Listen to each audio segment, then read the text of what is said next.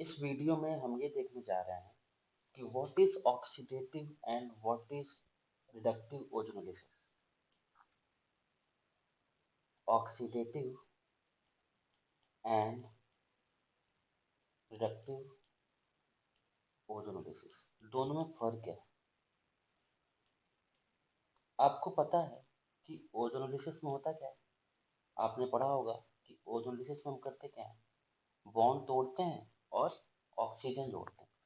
जैसे अगर ये कोई कंपाउंड है, इसका हम ओजोनोलिसिस करते हैं, तो आपने तो यही पढ़ा होगा अभी तक, ओजोनोलिसिस की बॉन्ड तोड़ो और ऑक्सीजन जोड़ो। ठीक है, तो क्या बन जाता है, C double bond O plus C double bond.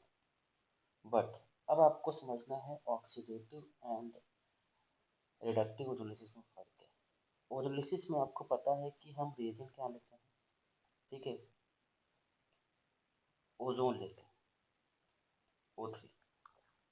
लेकिन अगर आपने इसी ओजोन के साथ, अगर आपने इस ओजोन के साथ आपने कंपाउंड ले लिया, जैसे अगर हमने ये एल्कीन लिया, एग्जांपल समझाता हूँ, CH3 C CH3 double bond CH3।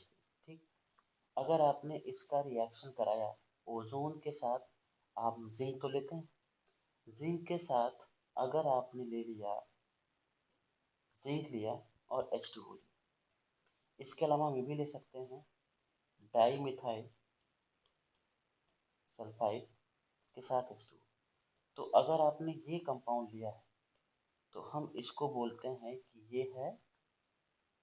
है आपका रिडक्टिव ओजोलिसिस। वही समझाता हूँ आपको डिफरेंस क्या है। नॉर्मली हम यही रिएक्शन ज़्यादा करते हैं, ठीक है, और हम क्या करते हैं, इसी में बॉन्ड तोड़ते हैं और ऑक्सीजन जोड़ते हैं, ठीक है, और फाइनली हमें क्या मिल जाएगा, अगर देखो आप तो CH3 C double bond O CH3, एक ये कंपाउंड मिलेगा और दूसरा क्या हो जाएगा CH, यहाँ पे लिख लो डबल बॉन्ड O और CH3। इसको आप ऐसे भी ले सकते हो COH CH3। तो ये जो ओजोनोलिसिस, इसको हम बोलते हैं रिडक्टिव ओजोनोलिसिस।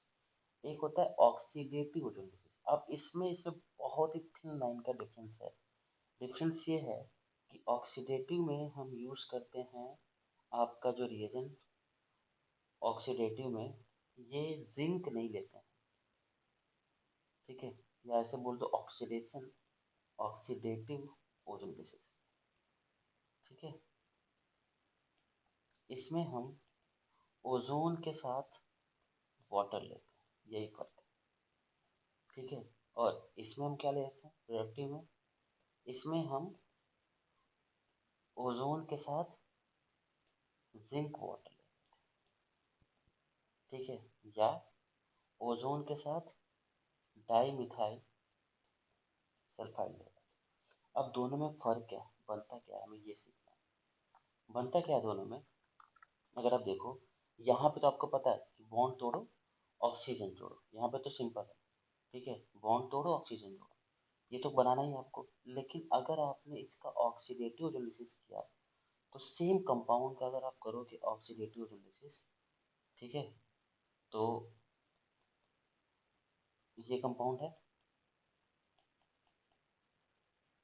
इस कंपाउंड का अगर आपने किया, तो देखो ध्यान से क्या होगा, ओजोन के साथ हम क्या ऐड करते हैं यहाँ पे, बस वाटर, जिंक नहीं यूज करते हैं। अगर आपने जिंक किया तब तो आपका हो जाएगा रिडक्टिव और जो ऑक्सीडेटिव नहीं होगा। बॉन्ड तोड़ो, ऑक्सीजन जोड़ दो, ठीक है, सिंपल तरीका क्या है, बॉन्ड तोड़ के आप ऑक्सीजन ऐड कर दो, ये तो करना ही है आपको। क्या बन जाएगा, एक बन जाएगा आपका, देखो ध्यान से, एक बन गया कीटोन और एक क्या बन जाएगा, एक बन जाएगा एल्डिहाइड। आपको समझाता हूँ, अगर एल्डिहाइड बना है तो इसको एल्डिहाइड पे स्टॉप नहीं करना, ठीक है।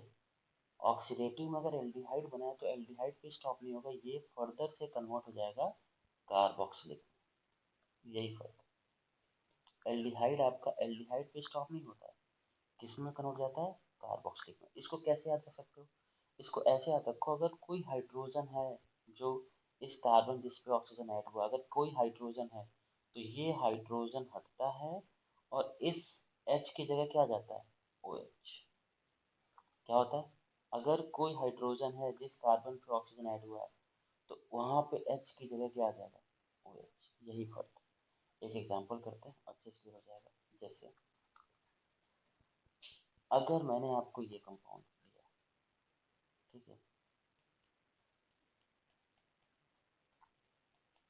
अगर मैंने इसका किया ऑक्सीडेटिव हाइड्रोलिसिस, मीन्स O3 के साथ हमने यूज किया जिंक, और अगर हमने इसका किया रिडक्टिव हाइड्रोलिसिस, सॉरी, यहाँ पे हमने क्या लिया है, यहाँ पे हमने लिया सिंपली वाटर, ठीक है, वाटर, ये कैसा है, ऑक्सीडेटिव। अगर आपने O3 साथ ले लिया जिंक वाटर, तो क्या बनेगा दोनों केस में। देखो ध्यान से, मैंने क्या सिखाया था आपको, कि अगर आपने रिडक्टिव लिया, ठीक है, ये कैसा है, ये आपका रिडक्टिव है, ये क्या है, ऑक्सीडेटिव है।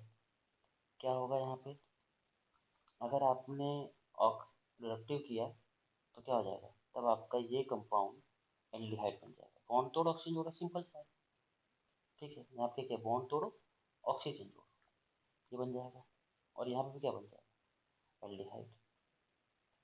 अब क्या फर्क होगा, ठीक है, अगर आपने यही ऑक्सीडेटिव किया तो मैंने क्या बोला, जिस कार्बन पे H है वो वाला H क्या हो जाएगा, कार्बोक्सिल में पहुंच जाएगा। या दूसरा तरीका अपना लो, मैंने क्या बोला कि अगर एल्डिहाइड बना है तो एल्डिहाइड पे स्टॉप नहीं होगा, वो क्या बन जाएगा, कार्बोक्सिलिक एसिड। तो ऑक्सीडेटिव में क्या हो जाता है, कार्बोक्सिलिक एसिड में कन्वर्ट हो जाता है, ठीक है, अगर एल्डिहाइड बना है तो।